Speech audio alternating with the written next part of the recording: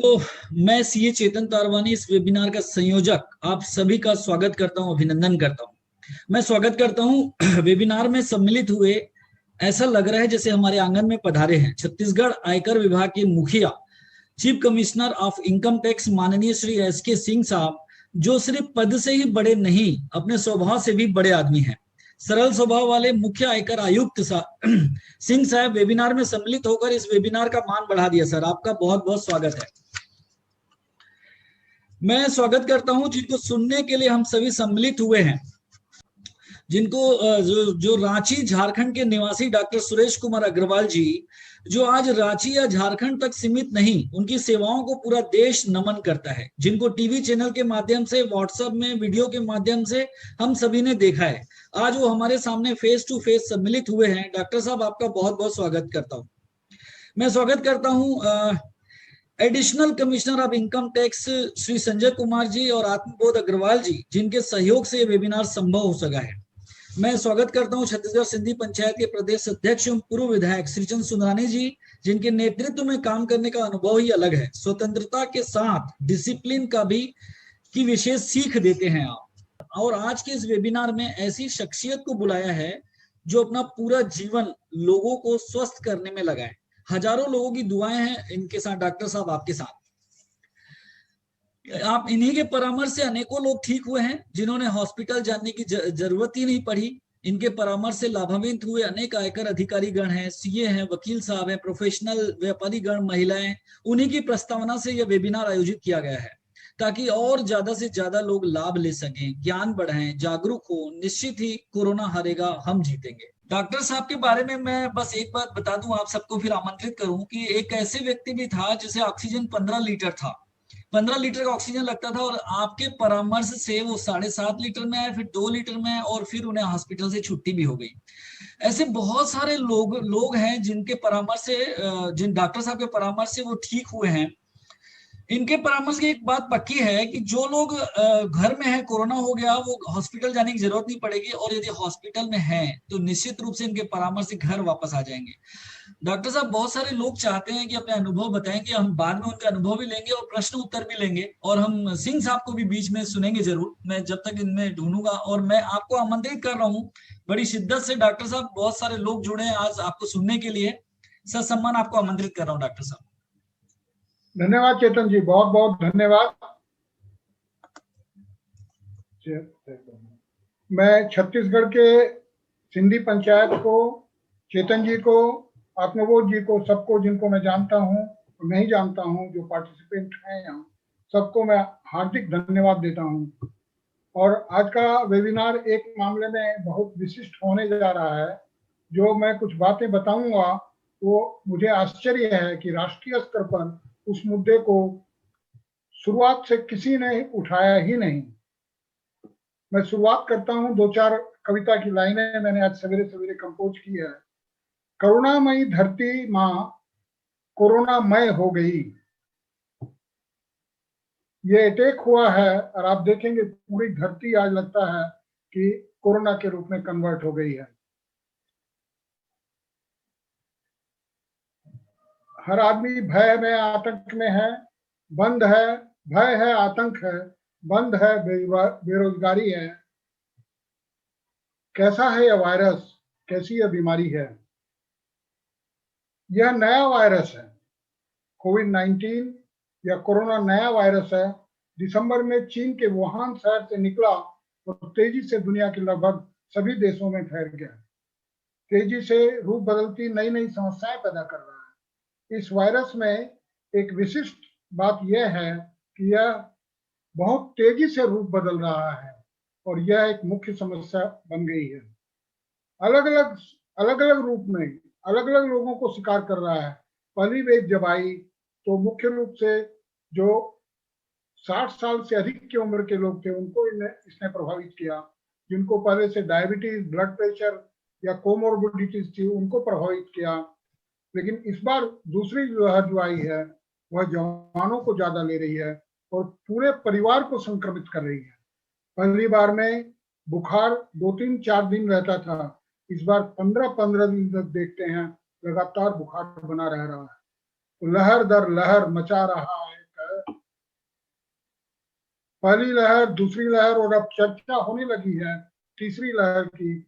और आगे क्या होगा अनिश्चित है, अनुमान है, कुछ भी नहीं है, कुछ भी ज्ञात नहीं है।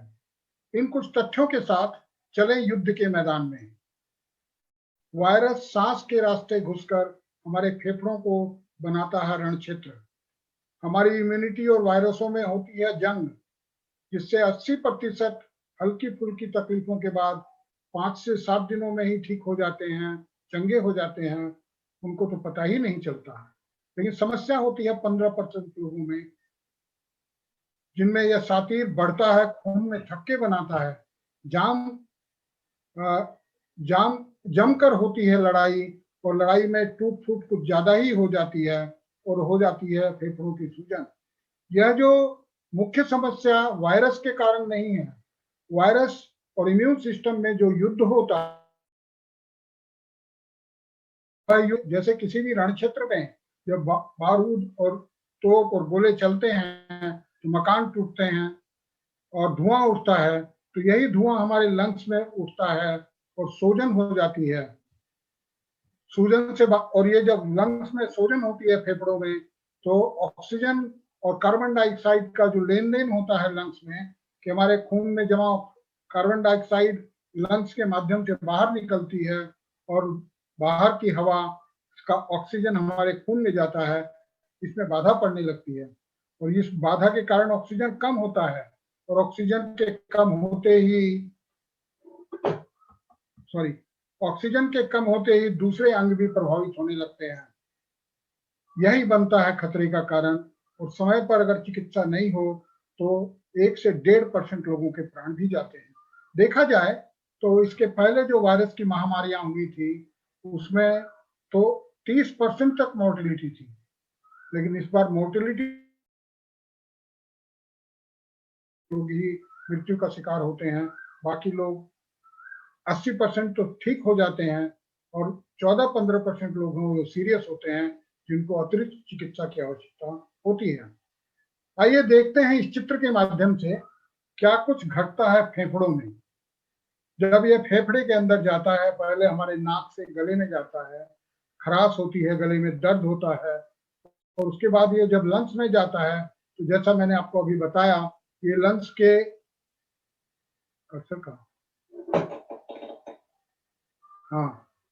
लंग्स में देखेंगे एल्वुलाई हैं, एल्वुलाई में सूजन होती है, वहाँ रक्त की जो नलियां हैं उनका खून जम जाता है, और वहाँ इन दो इम्यून सिस्टम के साथ जो युद्ध होता है, उससे अनेक प्रकार के रसायन, जिनको हम साइटोकाइंस बोलते हैं, वो साइटोकाइंस ही मुख्य समस्या बनती है। जिनको ज्यादा साइटोकाइंस निकल आता है वो साइटोकाइन स्टॉर्म के नाम से कहलाता है, और यही मृत्यु का कारण बनता है। ये रण क्षेत्र में जो साइटोकाइन प्रोड्यूस होते हैं या रक्त के थक्के जमते हैं, इनको हम नापते हैं कैसे? ये डी डाइमर नाम का टेस्ट अब सब लोग जान गए हैं। रक्त के थक्के जमने के बाद जब वो टूटता है तो उसका फिब्रिनोलाइसिस होता है, रक्त के थक्के टूटने लगते हैं, तो डी डाइमर नाम का एंजाइम बढ़ता है। फेरिटीन जो इन्फ्लामेशन होता है, फेरिटीन, सीआरपी, एलडीएच और IL-6, ये 4 हैं जो रण क्षेत्र में जो गर्मी पैदा होती है, सूजन पैदा होती है, उसको नापने का तरीका है। सीटी स्कैन दूसरा तरीका है, जिससे हमें लंग्स में निमोनिया हुआ यानी लंग्स कितने प्रभावित हुए ये पता लगता है। लेकिन मजे की बात यह है कि इन सारे टेस्टों की रिपोर्ट और रोगी की हालत, बहुत बार देखा गया है कि डी डाइमर बहुत बढ़ गया लेकिन रोगी ठीक है, फेरिटीन बहुत बढ़ गया है, रोगी ठीक है। तो इनमें कोई बहुत सामंजस्य नहीं होता है, और कोई डी डाइमर कम हो उसके बाद भी रोगी गंभीर हो जाता है। सिटी स्कैन में तो RT-PCR पॉजिटिव होने के पहले ही निशान आ जाते हैं, और सिटी स्कैन देखकर सीधे ये मान लिया जाता है कि निमोनिया हो गया है, लोग डर जाते हैं। लेकिन सिटी स्कैन की रीडिंग कितनी है यह भी महत्वपूर्ण है। उससे ज्यादा महत्वपूर्ण है कि ऑक्सीजन कितना है और रोगी की हालत कैसी है। पिछले साल जब ये शुरू हुआ तो लोगों ने शुरू किया इम्यूनिटी बढ़ाना जरूरी है, इम्यूनिटी बढ़ाना जरूरी है। पूरे टीवी चैनलों में, अखबारों में, हर एक मीडिया में केवल इम्यूनिटी की चर्चा होने लगी। इम्यूनिटी पर तुम्हें जैसा कि बताया गया 30 सालों से काम कर रहा हूँ।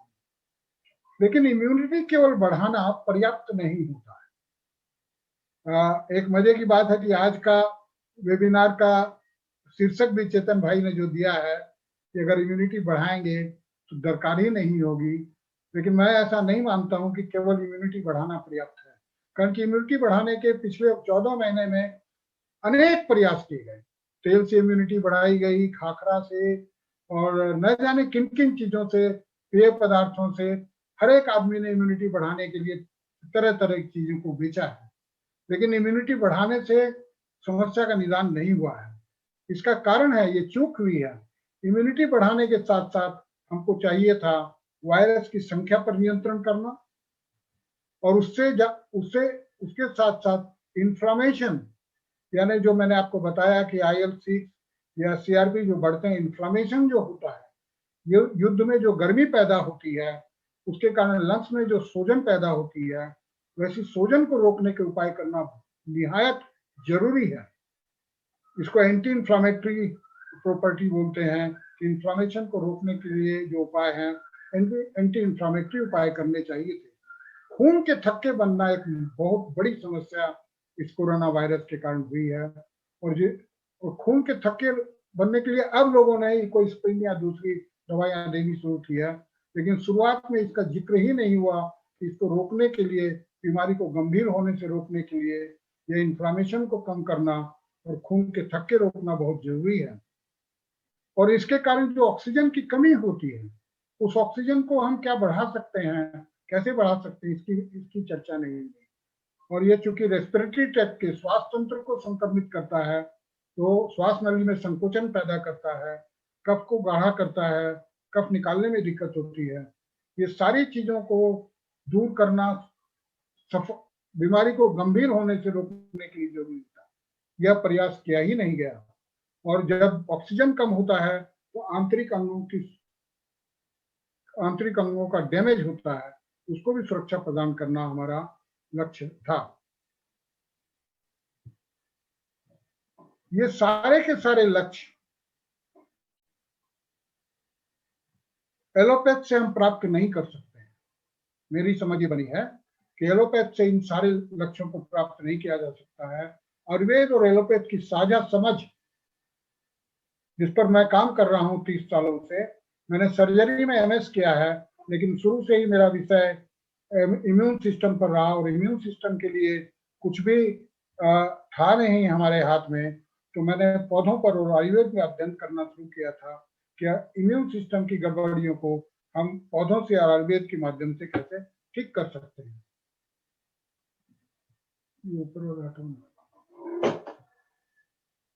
अगर हम ये साझा समझ के साथ करेंगे शुरुआत, तो सापीर शत्रु को दे देंगे मात। वायरस की संख्या पर नियंत्रण करना चिकित्सा के जो मुख्य लक्ष्य, जैसा मैंने बताया,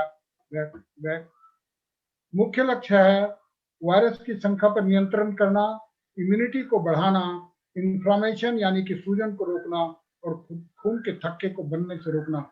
यह मुख्य लक्ष्य है। बाकी कुछ सेकेंडरी लक्ष्य हैं कि रेस्पिरेटरी ट्रैक्ट के कारण जो समस्याएं हुई हैं उनको ठीक करना।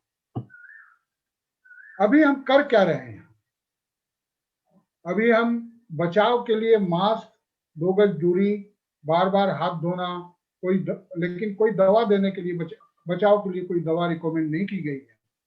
और जैसे ही लक्षण आते हैं, तो लक्षणों के साथ साथ ये जो प्रिस्क्रिप्शन है 10 दवाओं का, इसमें से कोई 10, कोई 8 दवाइयां दी जाती है।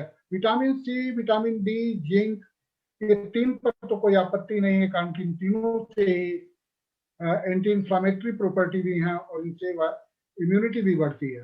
लेकिन अब आता हूँ चौथे नंबर पर, जो पैरासीटामोल है। पैरासीटामोल अधिकांश प्रिस्क्रिप्शन में मैंने देखा है कि 1 TDS, यानी दिन में 3 बार 2 बार, बुखार चाहे 99 हो, चाहे 99.5 हो, 100 हो, बुखार उतारने की पैरासीटामोल दवा देना मेरे विचार से और मेरे अध्ययन से विज्ञान इसकी इजाजत नहीं देता है। बुखार जो आता है शरीर में, बुखार एक बायोलॉजिकल रिस्पांस है। जैसे कि अगर हम घर में आग लगने के लिए खतरे की घंटी के लिए फायर अलार्म लगाते हैं, और आग लगती है या धुआं उठता है, कहीं चिंगारी होती है, तो फायर अलार्म बज उठता है, जिससे हम सचेत हो जाएं कि आग लगी है। अगर हम उठकर पहला लक्षण आते ही कि आग लगी है, अगर हम फायर अलार्म की स्विच को ही ऑफ कर दें तो आग तो फैलेगी। सेम वही बात होती है कि जब हमको बुखार आता है तो बुखार ये बताता है कि आपके शरीर में कहीं ना कहीं कोई गड़बड़ी है, कोई संक्रमण है। और बुखार के दो काम होते हैं, एक तो 100, 101, 102 तक का बुखार वायरसों को मारने में मदद करता है, उनकी संख्या को बढ़ने से रोकता है।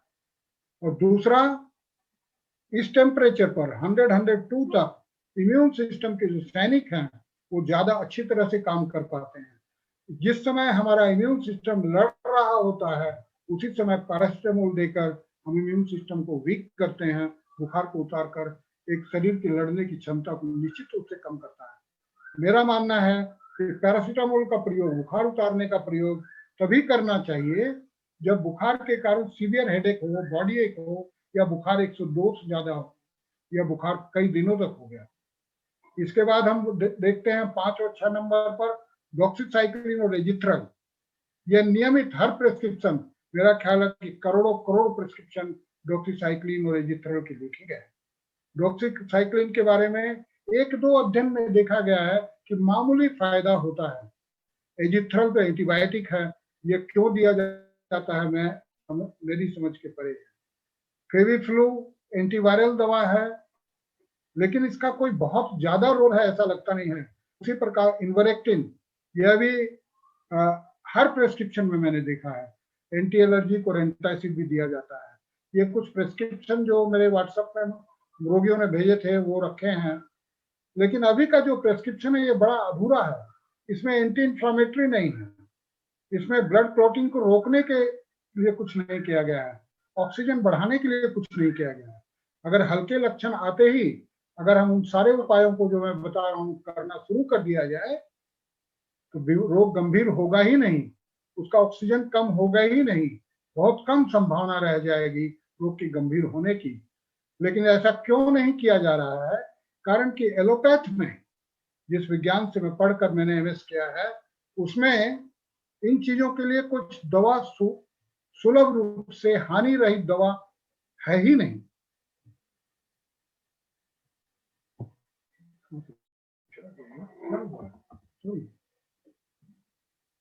सॉरी, मुझे लगता है कि स्लाइड में कहीं गड़बड़ी हुई है। क्या हुआ?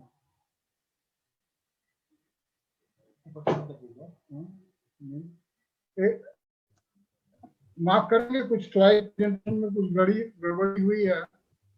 तो इन सारी चीजों के लिए एलोपैथ सक्षम था। और अब मैं बताता हूं कि चूंकि यह जरूरी था कि एंटीवायरल के साथ इम्यून सिस्टम को बढ़ाने के साथ साथ एंटीवायरल वायरस की फॉर्मेशन को रोका जाए और है। ये सारे के सारे काम जब मैं नजर डालता हूं आयुर्वेद पर, तो आयुर्वेद में कहां से गड़बड़ हुआ है? एक मिनट।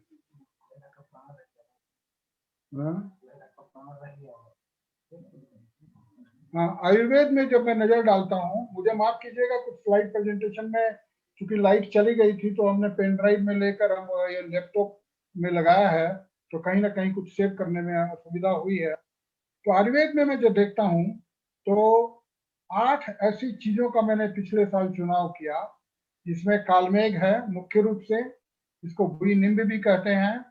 दूसरा बासक या अड़ूसा कहते हैं। तीसरा नीम। ये 3 विशिष्ट पदार्थ हैं जो स्ट्रॉन्ग एंटीवायरल हैं। वैसे तो जो 8 नाम मैं बताऊंगा वो 8 एंटीवायरल है, इम्यून सिस्टम को बढ़ाते हैं और 8 में एंटी इंफ्लामेटरी गुण है। तो ये 3 जरूरी चीजें 8 द्रव्यों में है, जिसमें कालमेघ है, बासक है, नीम है, गिलोय है, तुलसी है, पिपली है, यसत भस्म है।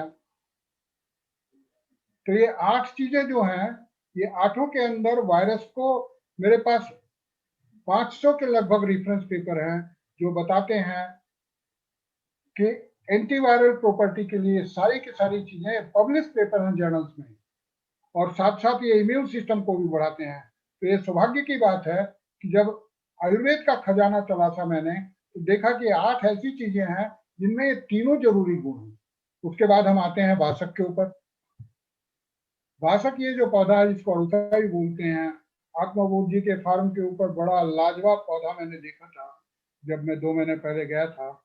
ये वासक जो है, वासक वासक इम्यून सिस्टम को भी सपोर्ट करता है, कारण कि हमारा जो एल्वियोलर मैक्रोफेज है, हमारे रेस्पिरेटरी ट्रैक्ट में जो मुख्य सुरक्षा अधिकारी है जिसको एल्वियोलर मैक्रोफेज बोलते हैं, इम्यूनिटी का हीरो होता है, उसके कार्य शक्ति को वासक बढ़ाता है। वासक एंटी इंफ्लामेटरी भी है, वासक कफ को पतला करके निकालता भी है। तो रेस्पिरेटरी ट्रैक्ट की सारी, और ब्रोंकोडायलेटर भी है, रेस्पिरेटरी ट्रैक्ट की सारी समस्याओं के लिए वासक में अद्भुत गुण हैं, और ये हजारों साल से हमारे देश में स्वास्थ्य तंत्र की सभी समस्याओं के लिए यूज किया जा। हाल में एक जो रिसर्च हुई है उसमें एक महत्वपूर्ण, कोरोना के संदर्भ में एक महत्वपूर्ण बात सामने आई है कि वासक से ऑक्सीजनेशन, खून में ऑक्सीजन बढ़ता है, कारण कि ये लंग्स के एल्वियोलाई पर काम करता है, और वहां जो ऑक्सीजन का आवागमन होता है खून से लंग्स में, उसको यह प्रमोट करता है। तो वासक में ऑक्सीजन बढ़ाने के गुण हैं। मैं कई सालों से, लगभग 20-25 सालों से वासक का प्रयोग करता हूँ और वासक को देखता हूँ। तो वासक एंटीवायरल है, इम्यूनिटी को बढ़ाता है, खून बहना रोकता है, रक्त पित्त रोधक है, यानी कहीं भी अगर खून निकलता है उसको भी रोकता है, एंटी इंफ्लामेटरी है, ऑक्सीजन बढ़ाता है, खून को पतला करके निकालने में मदद करता है, और सांस नली का संकोचन कम करता है, यानी ब्रोंकोडायलेटर भी है। उसी प्रकार से नीम को अगर हम देखते हैं तो नीम में भी वो सारे के सारे गुण हैं जो हमने बताया कि नीम एंटीवायरल है, इम्यूनो स्टिमुलेंट है। नीम के बारे में देखेंगे कि हमारे देश में एक प्रथा है, चैत्र मासे नींबू भोजन, चैत के महीने में नीम का सेवन किसी न किसी रूप, नीम की गोली के रूप में, नीम को पीसकर, या कहीं कहीं नीम को भोजन सामग्री के रूप में। मैं बंगाल में जानता हूँ नीम बेगून या नीम बोड़ा, ये नीम के कुछ प्रिपरेशन बंगाली समाज में कॉमन है। और आप देखेंगे हिंदू समाज में जब मृत्यु होती है और शमशान घाट से जो लोग लौटते हैं तो नीम का पत्ता चबाते चबाते लौटते हैं। मैंने पता किया था, गरुड़ पुराण में इसका डिस्क्रिप्शन है। वह इसलिए है कि जब मानसिक आघात होता है, घर में किसी की मृत्यु होती है, तो इम्यून सिस्टम डिप्रेस हो जाता है, तो शमशान घाट में ही नीम का एक पत्ता दे देने से वो इम्यून सिस्टम को कॉम्पेंसेट करता है।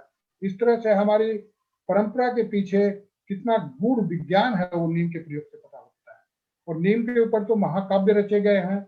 यह नीम केवल एंटीवायरल ही नहीं, यह हर तरह के माइक्रोब्स को, बैक्टीरिया को, फंगस को, हर तरह से मदद करता है।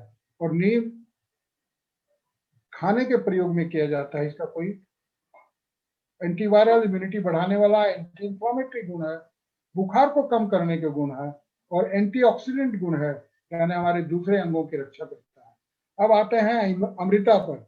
अमृता तो मेरा प्रिय पौधा है, इसी पर मैंने थीसिस करवाया था आज से 30 साल पहले कि अमृता से इम्यून सिस्टम, वो पूरे विश्व में दूसरी थीसिस थी जिससे ये पता चला था कि अमृता में इम्यून सिस्टम पर को बढ़ाने के गुण हैं। और अब तो घर घर में अमृता। लेकिन कोरोना के संदर्भ में एंटीवायरल प्रॉपर्टी बहुत इंपॉर्टेंट है, एंटी इंफ्लामेटरी प्रॉपर्टी। तो ये अमृता इम्यून सिस्टम को तो बढ़ाता है, वायरस को उतना कंट्रोल नहीं करता जितना कालबेग या भुइनिम करता है।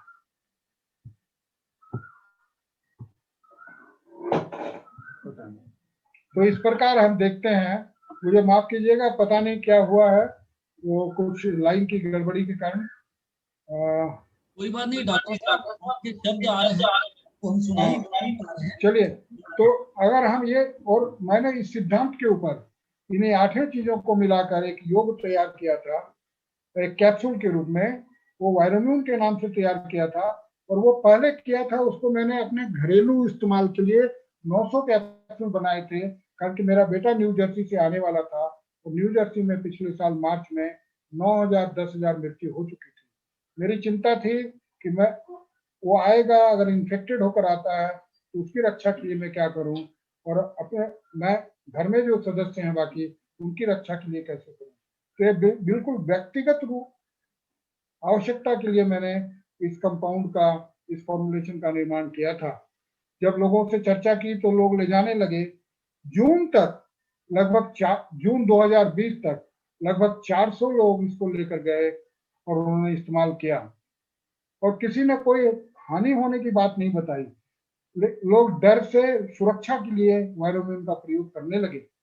लेकिन जून 2020 में अहमदाबाद में एक महिला जो अस्पताल में थी कोरोना से, और 9 दिन से उसका बुखार नहीं उतर रहा था, उसकी स्थिति बिगड़ रही थी, वहां किसी माध्यम से पहुंच गया था वायरोम्यून और उसने इस्तेमाल किया। वहां से फोन आया था उनके देवर का कि डॉक्टर साहब मेरी भाभी भर्ती हैं, क्या मैं प्रयोग करूं। मैंने हाथ तक करके देखे, मैं इस सुयोग को खोज ही रहा था, और उन्होंने प्रयोग किया, और दूसरे या तीसरे दिन वो हॉस्पिटल से रिलीज हो गई। इसके बाद एक रांची में केस हुआ कि एक हमारे परिचित हैं, मेरे परिवार के ही लोग हैं, शायद इसमें होंगे अभी, आनंद पसारी, वो हमारे फैमिली मेंबर हैं। वो और उनकी पत्नी दोनों कोरोना पॉजिटिव हुए, और उन्होंने भी उनको तो लक्षण नहीं थे आनंद को, तो उनकी पत्नी श्रुति को 8-9 दिन हो गए, उन्होंने कई डॉक्टरों को दिखाया, सब तरह के एंटीबायोटिक और दूसरी दवाइयां ली। उसके बाद उन्होंने हमको फोन किया, वो मुझे मौसा बोलते हैं कि मौसा जी क्या करूँ। मैंने बताया कि वायरोमिन की ऐसी ऐसी घटना अहमदाबाद में हुई, आप लेकर देखो। और 2 दिन में वो भी ठीक हो गई, श्रुति भी इम्प्रूव करना शुरू कर दी। इसके बाद ये बात फैलती चली गई, और अभी 1 साल 14 महीनों में लगभग 20,000 से अधिक लोगों ने इसका इस्तेमाल किया है।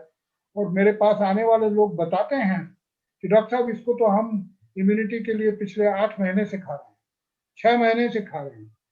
हजारों ऐसे लोग हैं जिनको ब्लड प्रेशर या डायबिटीज के पहले से मरीज थे, दूसरी दवाइयां ले रहे हैं, उसके साथ इसको खा रहे हैं। कोरोना के ऐसे 300-400 लोग मेरे पास आए हैं जिनको ये हमने 2-2 कैप्सूल दिन में 3 बार दिया है। अधिकांश लोग अगर शुरुआती दौर में ही, जैसे ही बीमारी शुरू होती है, कोरोना के लक्षण आते हैं, डाउट होता है, और उस समय में इस फॉर्मुलेशन को 2-2 कैप्सूल 3 बार देते हैं, तो 80% लोग 48 से 72 घंटे में ठीक हो जाते हैं। मेरे विचार से, क्योंकि यह लॉजिकली बनाया गया था कि उन सारे चिकित्सा सिद्धांतों को लेकर कि मुझे वायरस की संख्या कम करनी है, इम्यूनिटी बढ़ाने के साथ साथ एंटी इंफ्लेमेटरी और एंटी प्लेटलेट खून को जमने से रोकना है, सूजन को रोकना है, शायद इस लॉजिकल रीजन के कारण ही इसको सफलता मिली है। फिर भी मैं यह नहीं कहूंगा कि हर गंभीर समस्या में हर एक को बचा ही लेगा। ऐसे भी लोग हैं जिनको इसको खाने के बावजूद भी कोरोना हुआ है, जैसे कि वैक्सीन के बाद भी होता है। लेकिन मेरा अनुभव यह आया है, जिनको कोरोना, जो लोगों ने मुझे बताया उपयोगकर्ताओं ने, कि डॉक्टर साहब हम ले रहे थे, उसके बाद भी कोरोना हुआ, लेकिन मामूली शिकायत होकर 2 दिन 3 दिन में हम ठीक हो गए। तो इस रूप में देखा है, कुछ बहुत सीरियस मरीज, जिसमें एक हमारे गुरु हैं वैद्य सिद्धिनंदन, 96 वर्ष के हैं और भारत के प्रख्यात वैद्य हैं। उनकी किताबें आयुर्वेदिक कॉलेज में चलती हैं। वो यहाँ के लोकल हॉस्पिटल में भर्ती हुए कोरोना को लेकर, 20 साल से डायबिटिक हैं। मैंने उस हॉस्पिटल के डायरेक्टर को कहकर कि भाई आपको जो दवा देनी हो देना, वायरोमिन उनको जरूर देने का परमिशन मुझे दीजिए। वो भी ठीक हो गए। डॉक्टर आश्चर्य में थे कि कैसे ठीक हो गए 96 वर्ष के व्यक्ति जिनको 20 साल से डायबिटीज है। तो ये मैं जो बातें हैं, मैं प्रमोट करने के लिए, प्रोडक्ट प्रमोशन के लिए नहीं बोल रहा हूँ, मेरे जो अनुभव मैं शेयर कर रहा हूँ। और इस वेबिनार में कई लोग होंगे जिन्होंने इसका प्रयोग किया होगा, अच्छा होगा उन्हीं के मुंह से इसके प्रयोग के बारे में हम जाने। आज के मुख्य अतिथि वो अपने आप को अनम्यूट कर लें और स्पीच दें, उद्बोधन दें। सिंह साहब, पहले तो कुछ टेक्निकल स्नैक के कारण हम शुरू में नहीं जुड़ पाए, ये इसके लिए हम क्षमा चाहते हैं। और लेकिन हमने तरवानी जी का तरवानी जी का एड्रेस और उसके बाद डॉक्टर साहब का जो की बातें बड़ी गौर से सुनी, हमने सारी बातें सुनी। डॉक्टर साहब के टच में हम लास्ट ईयर भी थे और उनसे बात होते रहती थी। आज हम सबको, जितने लोग ये जूम क्लाउड पे जुड़े हैं, हम सबको वेलकम करते हैं और सबको यही इच्छा करते हैं जो आप लोग प्रिकॉशन में रहिए। प्रेयर, प्रिकॉशन एंड प्रेयर, यही दो मूल मंत्र है।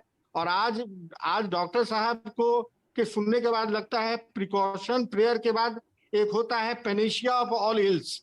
उनके बाद से लगा जो उन्होंने जो दवाई की बात है, ये जो नेचुरल या आयुर्वेदिक साइंस में जो इन सब चीजों में जो है, जो स्ट्रेंथ है जो उन्होंने बताया, इससे लगता है ये 3 P अगर हम रखें, precaution, prayer and Panacea of all ills, जो हमारे आयुर्वेद में कूट कूट के भरा हुआ है, तब हमें कोई दिक्कत नहीं होगी, हम कोरोना को हरा सकते हैं।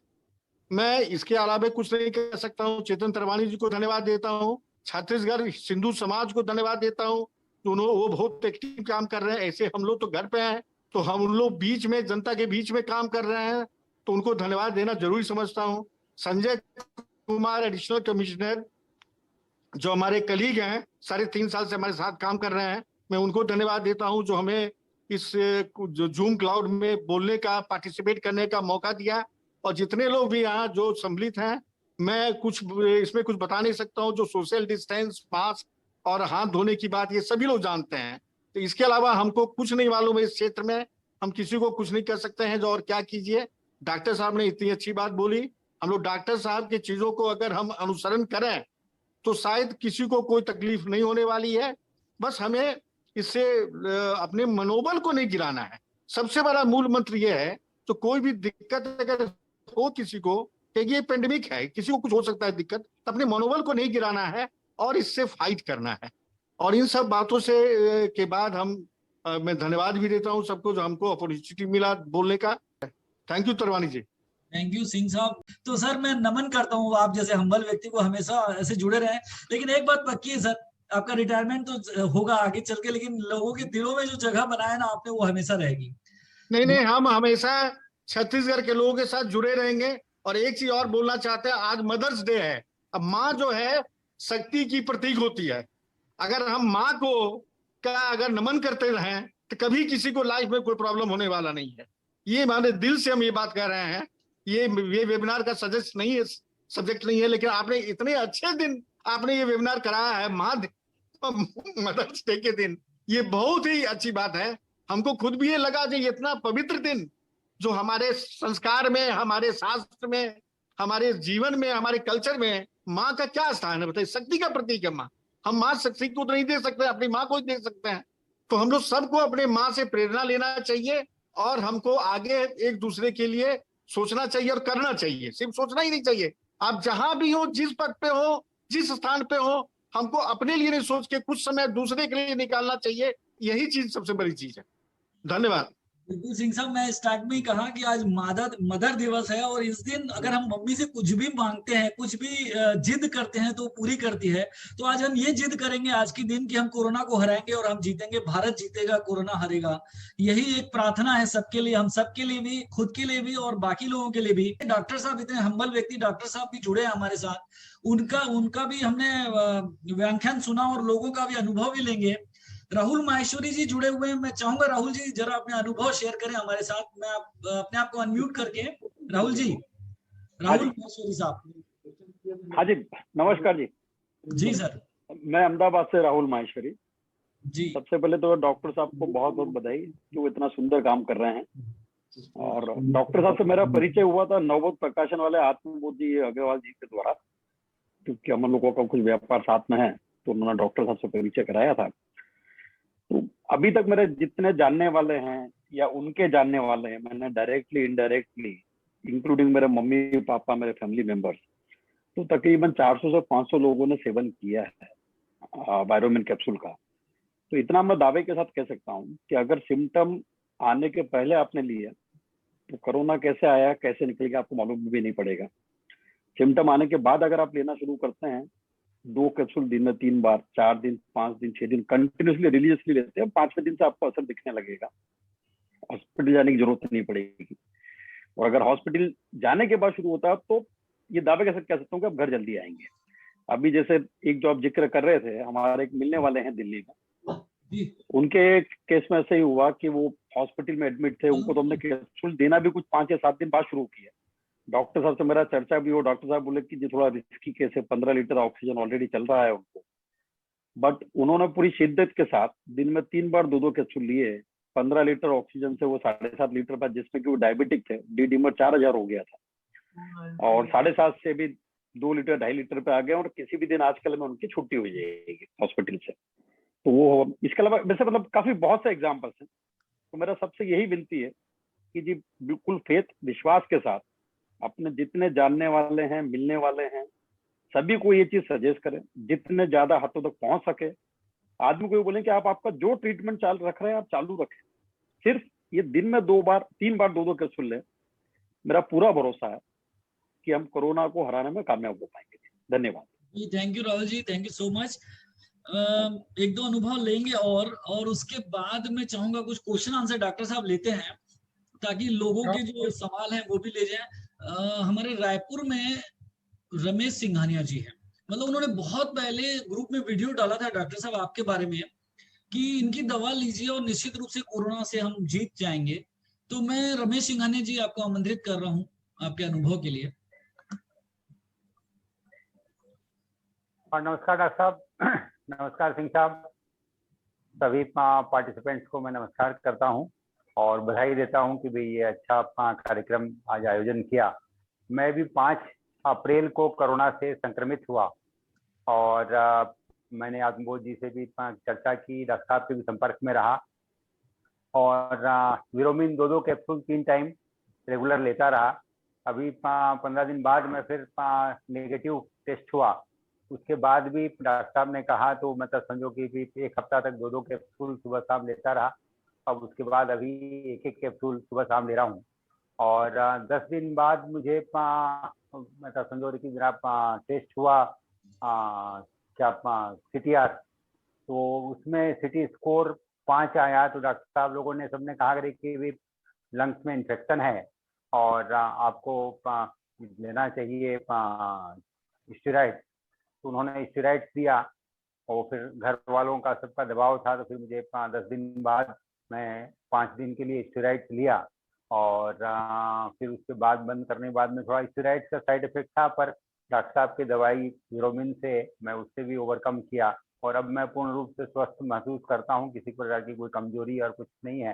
तो मैं बहुत बहुत धन्यवाद देना चाहता हूँ डॉक्टर साहब से को करे कि भी इन्होंने एक अच्छी दवाई बनाई है जो सबको सुलभ भी है और बहुत रिजनेबल प्राइस पे है और बहुत अच्छी है, बड़ी कारगर है। मैं सबसे निवेदन करता हूं कि भाई इस दवाई को जरूर लें, साथ में जो भी उपचार करना चाहें करें, पर ये दवाई का कोई साइड इफेक्ट नहीं है और निश्चित रूप से बहुत फायदा करता है। धन्यवाद। Thank you Singhania ji, chartered accountant Singhania ji, जो भी लोगों का भी ध्यान रखते हैं कि कैसे ठीक हो। नंदलाल आहूजा जी, मैं आपको अनम्यूट कर रहा हूँ, क्वेश्चन करना चाहते हैं कीजिए। उसके बाद संजय सोनी जी तैयार है। नंदलाल आहूजा जी, जी बोले बोले। हाँ सर, आज भी मैंने डॉक्टर साहब का सुना। हाँ। बहुत ही अच्छा प्रेरणादायक व्याख्यान था। मैं समझता हूँ पूरे छत्तीसगढ़ वासी इसके आभारी रहेंगे कि इन्होंने हमको इतनी अच्छी मार्गदर्शन दिया। मैं इनके लिए बहुत बहुत बहुत आभारी हूँ। मुझे उसका कैप्सूल का नाम एक बार फिर से या तो किसी इसमें डलवा दीजिएगा ताकि सबको पता चल पाए। डॉक्टर साहब एक बार बोले फिर से आप। वायरोमिन VIRO एक कैप्सूल का डब्बा है।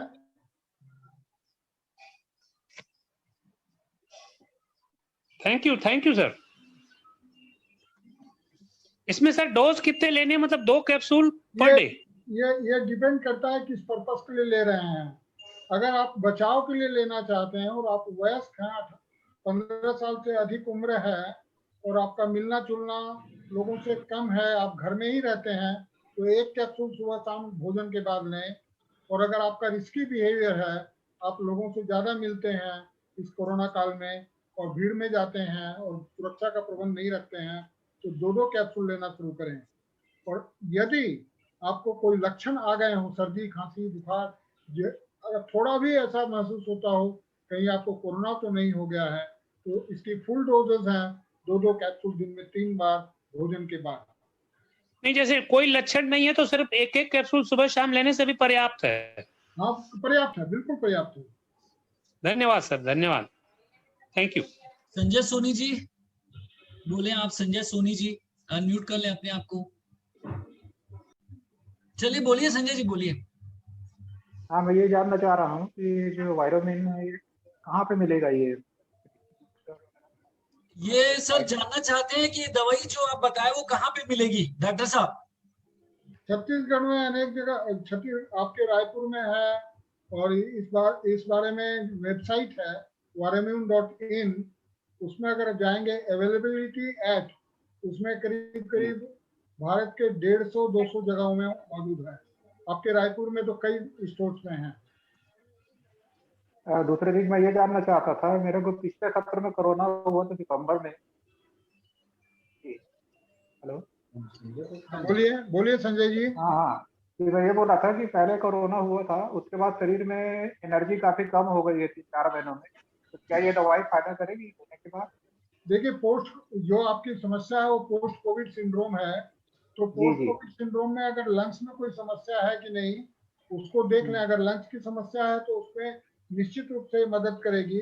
और कमजोरी दूर करने के लिए अश्वगंधा का कोई प्रिपरेशन लेना मैं सलाह दूंगा कि अश्वगंधा अवले या अश्वगंधा का चूर्ण, उसका प्रयोग करें तो आपकी कमजोरी जल्दी दूर होगी। जी जी, अशोक छेतीजा जी आप क्वेश्चन करें। चेतन भाई, मेरे डॉक्टर साहब से ये क्वेश्चन है कि जिनको ब्लड प्रेशर और बीपी और शुगर हो तो वो भी ये दवाई ले सकते हैं? बिल्कुल ले सकते हैं। ऐसे हजारों लोग की संख्या में लोग हैं जिनको ब्लड प्रेशर और डायबिटीज बहुत सालों से है, वो अन्य किसी भी दवा के साथ इसका प्रयोग कर रहे हैं और किसी भी हानि की सूचना अभी तक नहीं मिली। ठीक है, धन्यवाद डॉक्टर साहब। हाँ, आपकी आवाज आ रही है राकेश जी? हाँ, आज वेबिनार में उपस्थित सभी सम्माननीय गण को मेरा नमस्कार। मैं राकेश शर्मा, प्रांताध्यक्ष छत्तीसगढ़ व्याख्याता संघ, सदस्य माध्यमिक शिक्षा मंडल बोर्ड और सदस्य राज्य शिक्षा समिति छत्तीसगढ़ शासन का सदस्य हूँ। मेरा हॉल में 13 अप्रैल को मेरा RT-PCR पॉजिटिव आया। मैं लगभग 17 सालों से डायबिटीज से पीड़ित हूँ। मुझे आत्मबोध जी जो नवबोध प्रकाशक, उनके माध्यम से वायरोम्यून कैप्सूल के बारे में मालूम हुआ और डे 1 से, जिस दिन से मुझे कोरोना डिक्लेयर हुआ उस दिन से मैंने एलोपैथिक दवा के साथ साथ सुबह शाम 2-2 गोली वायरोम्यून का लेना प्रारंभ किया और इस दवा का ये इफेक्ट रहा कि मुझे किसी प्रकार के होम आइसोलेशन में ही मेरा 6-7 दिन के अंदर मेरा कोविड जो है समाप्त हो गया और मुझे किसी। राकेश जी आवाज रुक गई आपकी, अनम्यूट कर लीजिए अपने आप को। आवाज आ रही है अब? जी आ रही है। हाँ, मैं आपको ये बता रहा था कि मैं 17 साल से डायबिटीज से पीड़ित हूँ, लेकिन वायरोम्यून एलोपैथिक दवा के साथ लेने के कारण मुझे हॉस्पिटलाइज नहीं होना पड़ा और होम आइसोलेशन में ही मैं ठीक हो गया। और ये अनुभव मैंने अपने और लोगों को जो बिलासपुर में है, अपने संघ के और लोग हैं रायपुर में है, उन लोगों को भी मैंने शेयर किया। उन लोगों ने भी हॉस्पिटल में रहते हुए इस दवा का सेवन किया है। और धन्यवाद डॉक्टर साहब का कि ये उन्होंने बहुत अच्छी दवा बनाई है और ये हमारे देश की दवा है, हमारी आयुर्वेदिक की दवा है। और इस प्रकार से प्रमोट करने के लिए चेतन तरवानी जी भी, मैं उनको जानता हूं व्यक्तिगत तौर पे, वो बहुत सक्रिय रहते हैं। और मैं मुख्य आयकर आयुक्त का भी धन्यवाद करता हूं कि उन्होंने इसको काफी ताकत प्रदान की। और ये हमारा सब अनुभव ये सुन के ये वायरोम्यून जो आयुर्वेदिक दवा है इसको जरूर लें और इससे आपको लाभ प्राप्त होगा, कोरोना से लड़ने में मदद मिलेगी। मैं आत्मबोध जी को मैं धन्यवाद कहूंगा कि उन्होंने भी इस बाबत हमको जानकारी दी। और मैं आज लगभग 300 जो वेबिनार में सम्मिलित हुए हैं उन सबका धन्यवाद करते हुए अपनी बात समाप्त करता हूँ। धन्यवाद जी, थैंक यू सर। मैं सबको म्यूट किया हूँ, जैसे जब बोलना चाहेंगे मैं उनको अनम्यूट करूंगा। सर एक भोपाल से हमारे रोशन लाल जी पूछ रहे हैं डॉक्टर साहब आपसे कि जो कैप्सूल लें वो पानी से लें या दूध से, कैसे लेना है बताएं? पानी से लेना है, भोजन के बाद लेना है।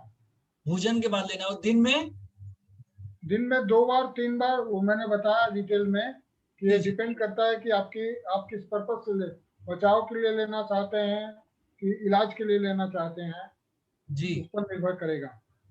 जी, गुलाब साहू जी आप अनम्यूट करें अपने आप को। गुलाब साहू जी नमस्कार। मैं पिछले 5 अप्रैल से सर वायरोमिन का टेबलेट लेना शुरू किया था प्रिकॉशनली, और उसके बाद भी मैं एक पेशेंट को कोरोना पॉजिटिव, मेरे रिलेटिव हैं, उनको डायरेक्ट उनके संपर्क में आया और उनको हॉस्पिटलाइज करने की जरूरत पड़ी, मेरी थी उनकी जिम्मेदारी। तो उस दौरान 2-3 दिन बाद मैं फिर पॉजिटिव आया, लेकिन उस पॉजिटिव आने के दौरान भी सर मुझे कहीं कोई कमजोरी, कहीं कोई सिम्टम्स नहीं आया। और जैसे ही मैं पॉजिटिव आया, एलोपैथी के साथ मैं वायरोमिन का डोज डॉक्टर साहब के निर्देशानुसार मैं जैसे सुना था वैसे 2-2 टाइम 3 टेबलेट लेना चालू किया। 2-2 टेबलेट 3 टाइम मैं खाया। तो इसका अनुभव मेरा ये रहा सर कि मुझे जरा भी कोई कमजोरी, कोई सिम्टम कुछ भी नहीं आया, और 5-6 दिन के बाद मैं एकदम स्वस्थ हो गया। और पिछले अप्रैल 5 तारीख से मैं अपने परिवार के छोटे बच्चों को भी और मेरे मम्मी पापा को भी। और ठीक है गुलाब जी। सर एक कुछ लोग पूछ रहे हैं जैसे बाय द वे दूध से ही लेना है, मतलब तो कोई हर्ज तो नहीं अगर दूध से ले तो? दूध से लेना मैं रिकमेंड नहीं करूंगा, कारण कि इसके जो द्रव्य हैं वो दूध के साथ कंपेटेबल नहीं होंगे। इसको पानी के साथ ही लेना उचित होगा। और क्या उम्र के लोग लें, मतलब किस उम्र के लोग इसको एक बार फिर? माता जी बहुत बिजी है भैया, उसका सवेरे से फोन चल। उम्र के बारे में जो मेरा अनुभव आया है, जब शुरुआत में इसको मैंने देना शुरू किया था तो कुछ ऐसे लोग आए, उन्होंने कहा कि मेरा 5 साल का बच्चा है तो कैसे देंगे कैप्सूल, वो तो कैप्सूल खाएगा नहीं। तो मैंने कहा कैप्सूल खोल के उसका पाउडर निकालो और 4 पुड़िया बना लो, 1 पुड़िया सुबह शाम देना। तो 5 साल के बच्चों में, और ऐसा 50 बच्चों ने किया, 50 परिवार में के बच्चों के लिए किया गया। और 96 मैंने एक वैद्य का जिक्र किया कि 5 वर्ष से लेकर 96 वर्ष तक की उम्र के लिए सुरक्षित पाया हमें।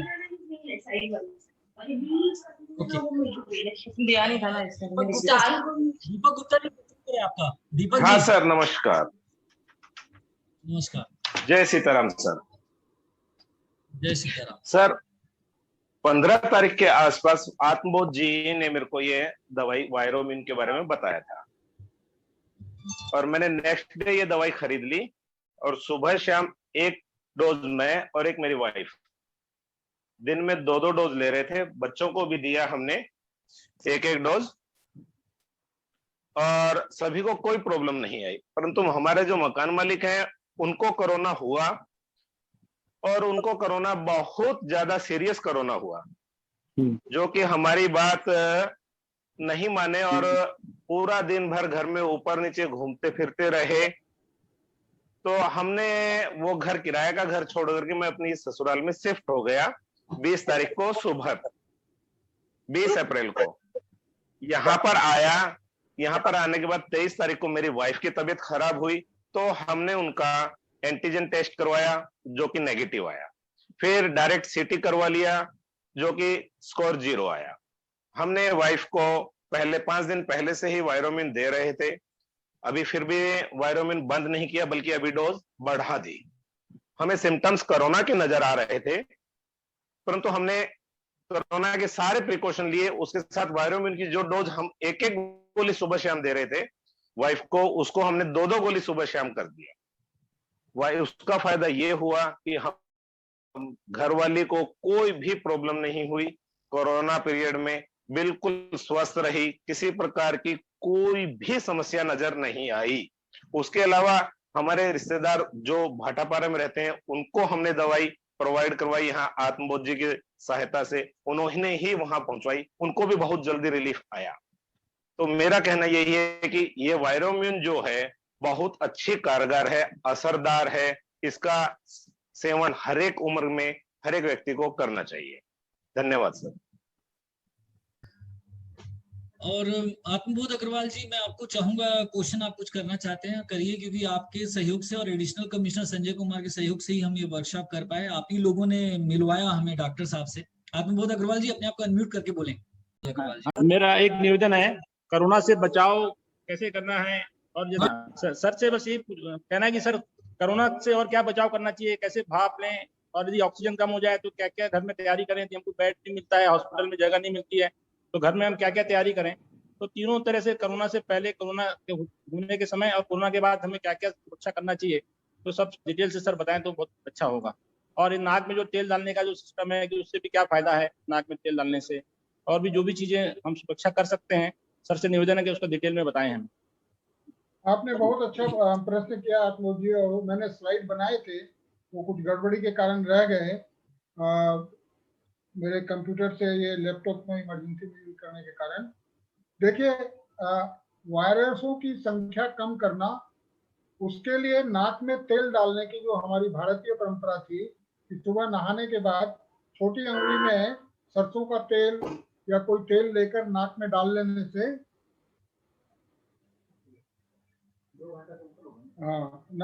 डालने से जो वायरस नाक से इंटर करेंगे वो वहीं अटक जाएंगे और उससे वायरस आगे नहीं बढ़ पाएंगे।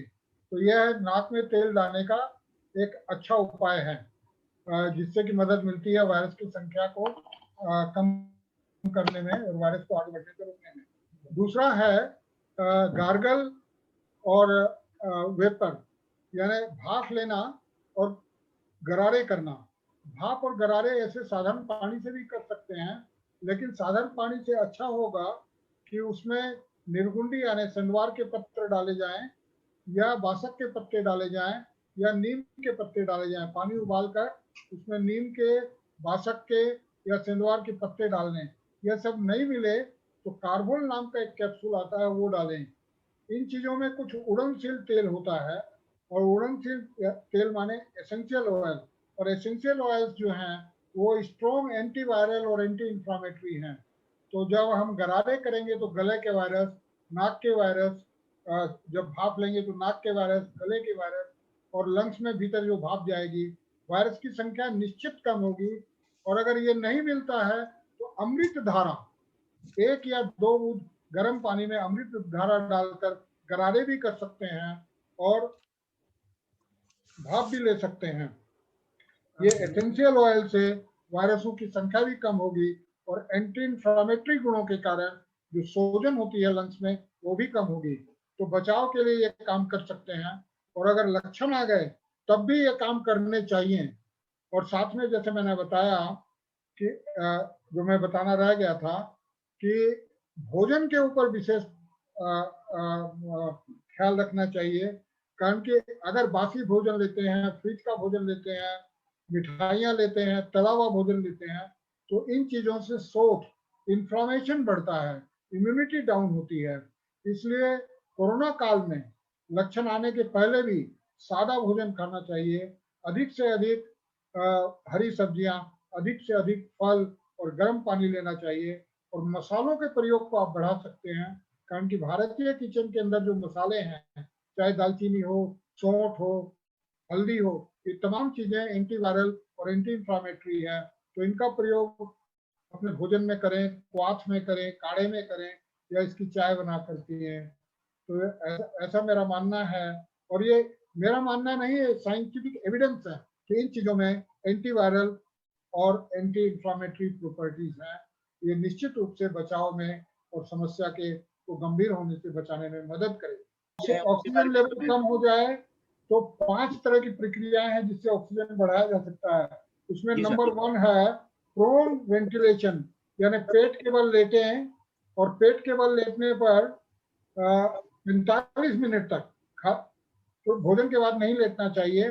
2 तकिए पाँव के नीचे, 2 छाती के नीचे, और पेट का मूवमेंट फ्री रहे और लंबे गहरे सांस लें उसी पोजीशन में लेटकर। इसके बारे में सोशल मीडिया और यूट्यूब में काफी जानकारियां आ गई हैं, लेकिन प्रोन वेंटिलेशन बहुत ही इफेक्टिव है। मेरे साले का ब्लड ऑक्सीजन 85 हो गया था, और डॉक्टरों ने उसको हॉस्पिटल और ऑक्सीजन की सलाह दी थी। ऑक्सीजन सिलेंडर घर में वो ले भी आया। हमने कहा कि नहीं, प्रोन वेंटिलेशन 45 मिनट करो और गुब्बारे फुलाओ। तीसरा है जो हमारा कोल्ड ड्रिंक पीने का स्ट्रॉ होता है, उसको पानी में या ग्लास में पानी लेकर उसमें देर तक बुलबुले उठाएं तो और बैलून फुलाएं और प्राणायाम का दीर्घ गहरा लंबा सांस लेकर थोड़ा रुक कर धीरे धीरे छोड़ें। ये 4-5 प्रक्रियाएं हैं जिनसे निश्चित रूप से ऑक्सीजन बढ़ता है। तो घर में जैसे ही लक्षण आए तो प्रोन वेंटिलेशन का अभ्यास, बैलून फुलाने का अभ्यास, स्ट्रॉ से बुलबुले उठाने का अभ्यास, प्राणायाम का अभ्यास, ये सारे की सारी प्रक्रियाएं अवश्य करनी चाहिए जिससे कि ऑक्सीजन बढ़ जाए। जी, और डॉक्टर साहब आज के वेबिनार में पूरे देश से अलग अलग लोग ज्वाइन किए हैं, मतलब राजस्थान, गुजरात, पंजाब और एमपी, छत्तीसगढ़, उड़ीसा से तो है ही, गुजरात से भी बहुत सारे लोग हैं जो आपसे बात भी करना चाहते हैं, अनुभव और क्वेश्चन भी करना चाहते हैं। डॉक्टर साहब के लिए बहुत सारे लोग अपना अनुभव शेयर कर रहे हैं यहाँ पर कि उन्होंने 10 दिन से, 15 दिन से, 1 महीने से ये मेडिसिन लेना स्टार्ट कर दिए और बहुत सारे लोग इसका फायदा पहुंच रहे हैं। कुछ क्वेश्चंस लोग चैट बॉक्स में लिख रहे हैं। एक अनिमेश गौतम जी ने पूछा है कि इस मेडिसिन का कुछ लोगों को साइड इफेक्ट हो रहा है, तो उस साइड इफेक्ट का रीजन क्या है डॉक्टर साहब? मैं आपको बताऊं, साइड इफेक्ट में जो बातें आई हैं कुछ लोगों में, वो ये है कि गला सूखता है, थोड़ी गर्मी लगती है और 20,000 लोगों में 4 या 5 लोगों को 1-2 दिन तक के लिए लूज मोशन हुए हैं। कोई मेजर प्रॉब्लम नहीं है। इतने बड़े यूजर्स डाटाबेस में अगर 1% लोगों को भी, 1% से कम लोगों की शिकायत हुई है और माइनर शिकायत हुई है, ऐसे लोगों को या तो डोज कम कर देनी चाहिए या कुछ दिन बंद करके देखना चाहिए कि ये इसी दवा के कारण है या अन्य कोई दूसरा कारण है। धन्यवाद डॉक्टर साहब। नेक्स्ट क्वेश्चन है इशिका मोटवानी जी का। उनका ये क्वेश्चन है कि अगर कोई कैंसर पेशेंट है तो वो ये दवाई ले सकता है कि नहीं? बिल्कुल ले सकता है, कारण कि इसमें 8 जो द्रव्य हैं, 8 की 8 चीजें इम्यून सिस्टम को सपोर्ट करती हैं और एंटी इंफ्लामेटरी हैं, इसलिए कैंसर के पेशेंट्स को लेने में फायदा ही करेगा, किसी प्रकार का नुकसान नहीं करेगा। नेक्स्ट क्वेश्चन है घनश्याम जी का। उन्होंने ये पूछा है कि इस मेडिसिन को कितने दिन तक लेना है? अगर किसी की कंडीशन नॉर्मल हो तो कितना टाइम ऑफ स्पेंड लेना है इस मेडिसिन को? एक यही प्रश्न है जिसका मैं ठीक जवाब नहीं दे पाऊंगा, कारण नया द्रव्य है। लेकिन सेफ्टी के, अगर कोरोना का जब तक ये समय चल रहा है तब तक तो मैं बोलूंगा कि उस समय सेफ्टी के लिए इसको लेते रहें, कारण कि इसकी सेफ्टी इवेलुएट हो गई है। जैसा मैंने बताया, हजारों की संख्या में ऐसे लोग हैं जिन्होंने बताया कि वो अपनी स्वेच्छा से, मेरा बिना कहे 6 महीने 8 महीने से भी ले रहे हैं और कोई साइड इफेक्ट नहीं आया है। तो मैं कहूँगा इस संक्रमण के दौरान जब तक कोरोना का ये कहर चल रहा है तो सेफ्टी के लिए लेना चाहिए। ठीक है। नेक्स्ट क्वेश्चन है मंजू श्रीवास्तव जी का। उन्होंने ये पूछा है कि अगर वैक्सीन किसी ने लगवा ली है तो वैक्सीन के बाद भी इसको लेना है मेडिसिन को? बिल्कुल ले सकते हैं। ये एक बहुत ही महत्वपूर्ण प्रश्न आपने किया है। मेरा जो अध्ययन है साहित्य का, ऐसा कुछ एक्सपेरिमेंट्स किए, कोरोना में नहीं लेकिन वैक्सीन में कुछ एक्सपेरिमेंट किए गए हैं कि किसी भी वैक्सीन के साथ इम्यून सिस्टम को इम्प्रूव करने वाली दवाइयां वैक्सीन के पहले, साथ में या बाद में लिया जाए पहले, तो वैक्सीन का असर बढ़ जाता है, एंटीबॉडी टाइटर्स बेटर हो जाता है। ऐसा एनिमल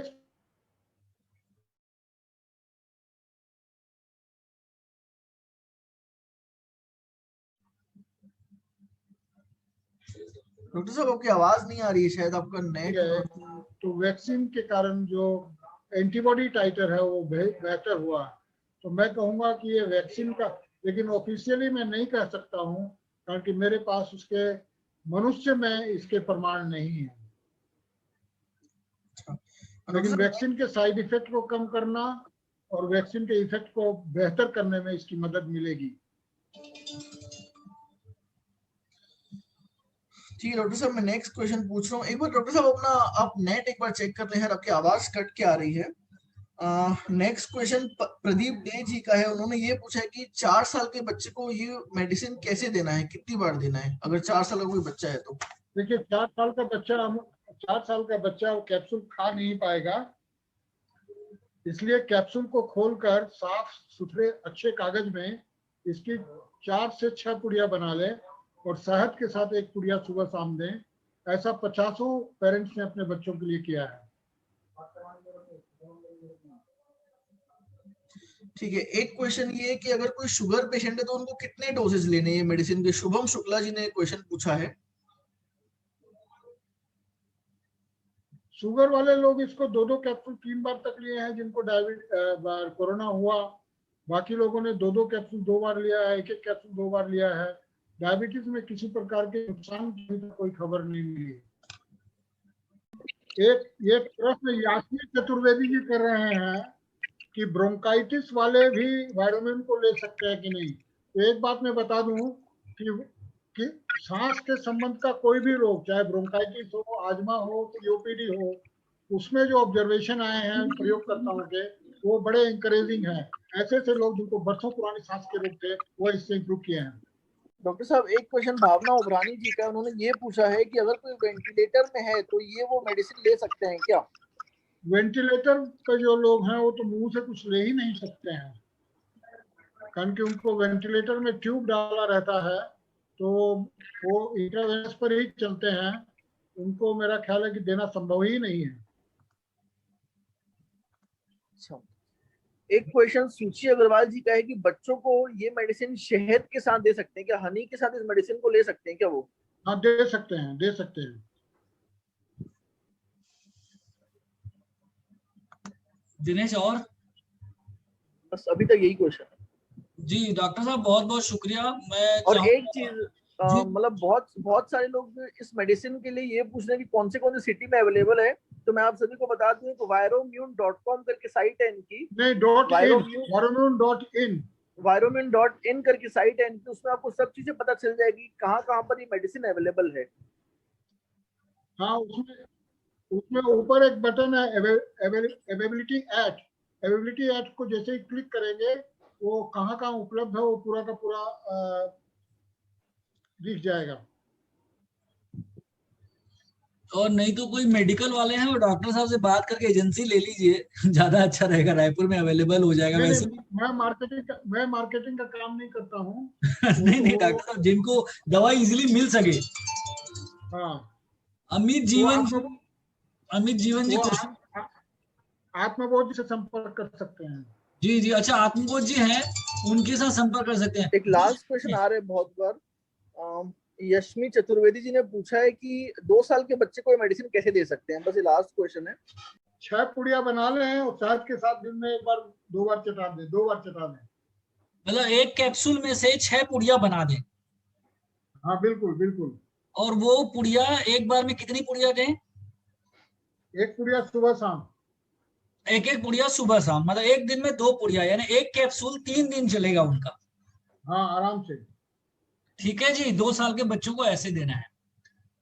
डॉक्टर साहब आगे भी हम कभी आपको याद करेंगे। वैसे ये YouTube में तो रहेगा क्योंकि आपके बारे में मैं तभी जाना जो जिनको लाभ हो रहा था उन्हीं की प्रस्तावना थी कि डॉक्टर साहब को बुलाया जाए ताकि ज्यादा लोगों को बेनिफिट हो और कोरोना से लड़ सकते हैं।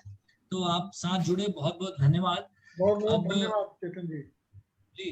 डॉक्टर साहब मैं धन्यवाद ज्ञापन करूं उसके बाद समाप्ति करूंगा। बस आपकी तरफ से कोई और एक पंच लास्ट संदेश देना चाहते हैं तो प्लीज जरूर दें। आखिरी संदेश आज के वेबिनार का। कोरोना से डरे नहीं, निराश ना हो और जो उपाय मैंने बताए हैं, एक बात बता देता हूं मैं, कैप्सूल के अलावा अगर गिलोय, हल्दी, नीम और कालमेघ जिसको छत्तीसगढ़ में भुई नीम कहते हैं, इन चारों चीजों को उबाल कर या रात में पानी में भिगाकर सवेरे शाम लेंगे तो जो कैप्सूल लाभ करेगी उतना ही लाभ उससे भी होने की संभावना है। मेरा उद्देश्य है लोगों को ठीक होना, कोरोना से बीमारी को गंभीर होने से बचाना। मंजू श्रीवास्तव जी,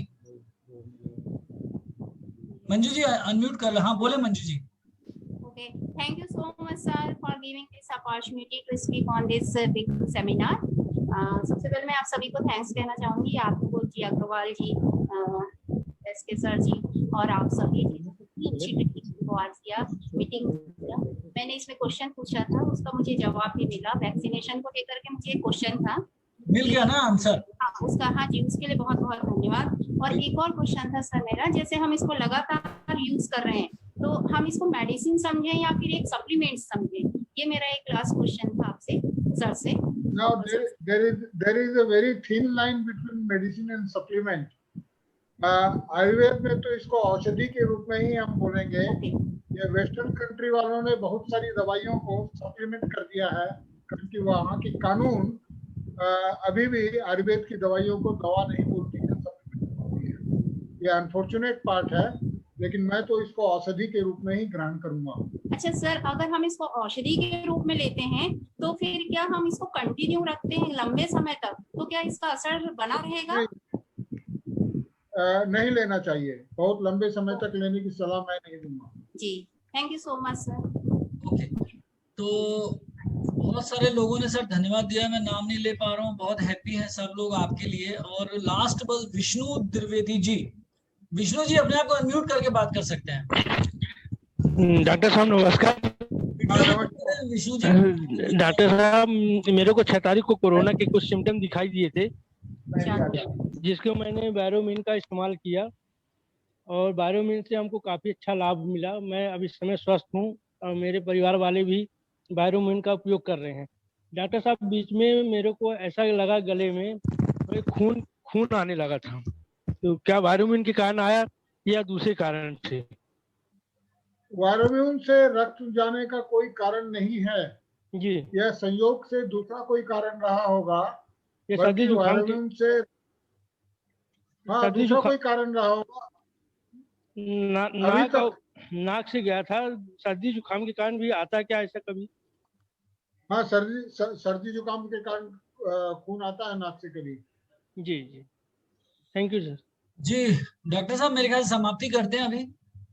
हाँ, समाप्त किया जाए, बहुत देर हो गया। अमर परचानी जी अपने आप को अनम्यूट करें और संस्था की तरफ से धन्यवाद ज्ञापन दें डॉक्टर साहब और सभी अतिथियों को। अमर परचानी जी अपने आप को अनम्यूट कर लें। अमर भाई। धन्यवाद चेतन भैया। मैं आप सभी का, हमारे बीच में आए हुए डॉक्टर एसके अग्रवाल साहब और हमारे मुख्य आयकर आयुक्त जी और ब्लिस योगा सेंटर और जितने भी हमारे अतिथि हैं, आदरणीय श्रीचंद सुमरानी जी और मुख्यतः चेतन तारवानी जी का, सभी का धन्यवाद अदा करता हूं। आज जो बहुत ही कामयाब और बहुत ही जानकारी वाला जो ये सेमिनार हुआ है, वेबिनार हुआ है, उसके लिए तहे दिल से सभी का शुक्रिया अदा करता हूं। छत्तीसगढ़ सिंधी पंचायत आप सभी का बहुत बहुत आभार व्यक्त करती है। आदरणीय चेतन भैया, ऐसे ही आप लगातार लोगों को मोटिवेट करते रहें। बहुत बहुत धन्यवाद आपका भी। Thank you ji, thank you, बहुत बहुत धन्यवाद आपका अमर भाई। लगातार आप भी जुड़ते हैं और मुझे लगता है जितने लोग जुड़े हैं, मतलब लगभग सर मेरे को भी कोरोना हो ही चुका है और लोग लड़े हैं, बस उन्हीं की जो इच्छा और जो इच्छा शक्ति से लड़े हैं, वो इच्छा शक्ति और दवाई और योगा आपके द्वारा जो परामर्श दिए गए उसको मानते हुए हम जरूर लड़ेंगे।